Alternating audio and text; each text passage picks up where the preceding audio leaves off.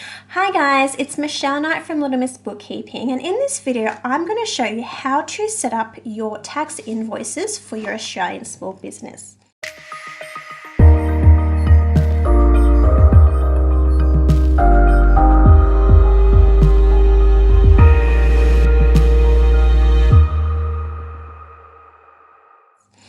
Now the reason for this video is I've seen some Australian small business owners generating non-compliant invoices for their business. Now this might be due to a number of reasons.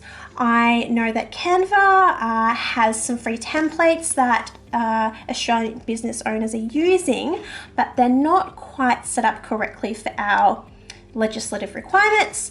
And there are also people that are selling invoice templates that are also not compliant to what they need to be here in Australia.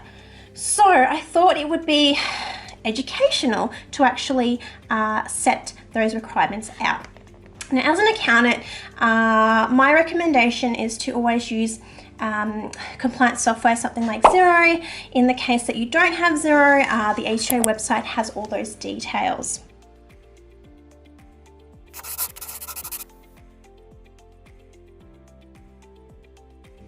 So let's jump in to what needs to be included in your tax invoice. And there are 7 items in total. Let's run through them quickly. That is 1, the name of your document. If you are registered for GST, it needs to have tax invoice at the top of the invoice. If you are not registered for GST, it simply has the name invoice on it. Number 2, you need your business name. Number 3, your business ABN or Australian business number. Number 4, the buyer's or purchaser's name for sales over $1,000. Number 5, you'll have the date. Number 6, you'll have the description of what's being sold. And number 7, you'll have details of the GST amounts if the total at the bottom includes or excludes GST, again, if you are registered for GST or not. So, in front of me, I actually have 2 examples. A good example, so this comes from a demo file, and a not so good example, and this comes from the Canva templates. So let's run through the good example first, and I will just show you what exactly we need on your invoice. So in this circumstance, this demo company is registered for GST. So they've got the tax invoice stated at the top of the invoice. We notice that they have their business name, and importantly, they have their ABN. I see a lot of this not being generated correctly on non-compliant invoicing templates. Moving down, we've got who the purchaser is. We also have the date.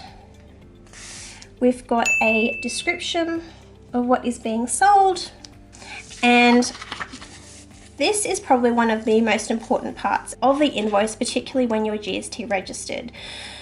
So it's showing us that there's GST applicable on what's being sold. It's actually showing the split out between the net amount, the GST, and the total. So again, not relevant if you're not registered for GST, but I do love particularly the Xero templates because they split it out nice and clearly for someone like me being accountant / bookkeeper. Let's run through a slightly bad example, and when I say bad, it just means it's not compliant with Australian rules. So this comes directly out of Canva. Now it's a little bit hard to tell if they're GST registered or not. You can see that this is obviously I'm making an assumption, this might be more relevant for US businesses, I'm not too sure.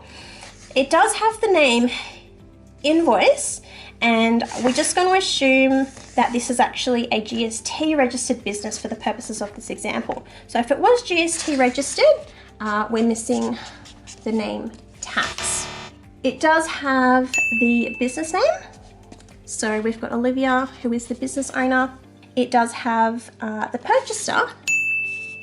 Unfortunately, I can't see an ABN anywhere on this template, so we can't actually look them up on the ABN lookup online. It does have a date, so tick there. It does have the description, so it does show us what's being sold. Again, it doesn't have any GST amounts, and we're assuming that this business is GST registered, so we don't know which amounts should have GST on it. We have no idea if this is GST inclusive or GST exclusive. So we can't work out if there's going to be any, if that's an inclusive or exclusive amount. So this is a really good example of why we need to be making sure that we predominantly or preferably use correct accounting software, and in the event that we don't, we make sure that any templates that we use are set up correctly.